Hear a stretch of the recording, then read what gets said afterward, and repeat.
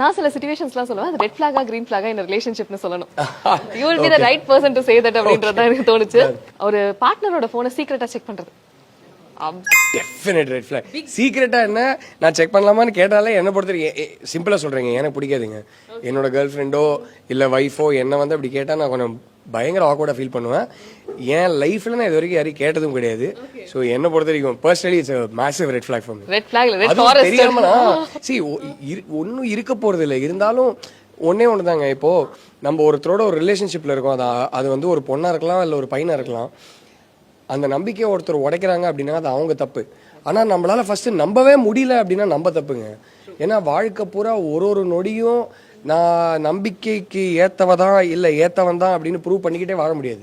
First நம்ம நம்பணும். அவங்க அந்த நம்பிக்கையை காப்பாத்துறது அவங்க கையில இருக்கு.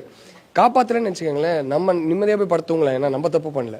So yeah, beautifully said sir. அடுத்தது saying I need space during arguments. இது ஒரு பெரிய பிரச்சனையா இருக்கு. ஏதாவது ஒரு ஆர்குமெண்ட் போறப்ப ஐ நீட் ஸ்பேஸ் அப்படின்னு சொல்லிட்டு விலகி போறது அந்த இடத்துல. இதுக்கு பிளாங்கெட் ஆன்சர் கொடுக்க முடியாது. சிச்சுவேஷனை பொறுத்து இருக்கு. அந்த ஆர்குமெண்ட்ல அதுக்கு முன்னாடி நம்ம என்ன சொன்னோம்னு பொறுத்து இருக்கு.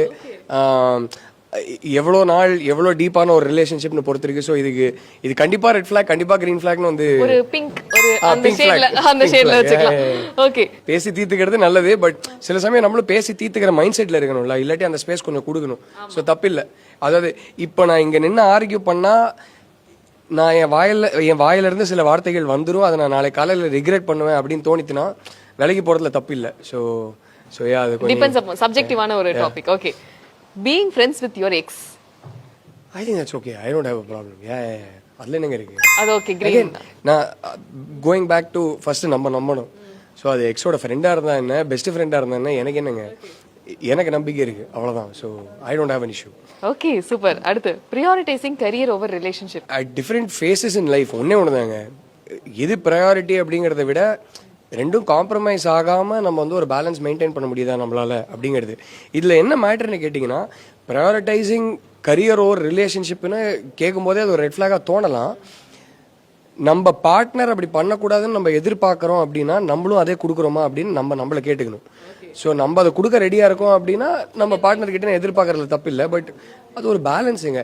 ஒரு சில நாள் you have to prioritise your career over your relationship, and then you make up for it on other days when you're able to prioritize your relationship over your career. So balancing give and things. take. Yeah, okay, super.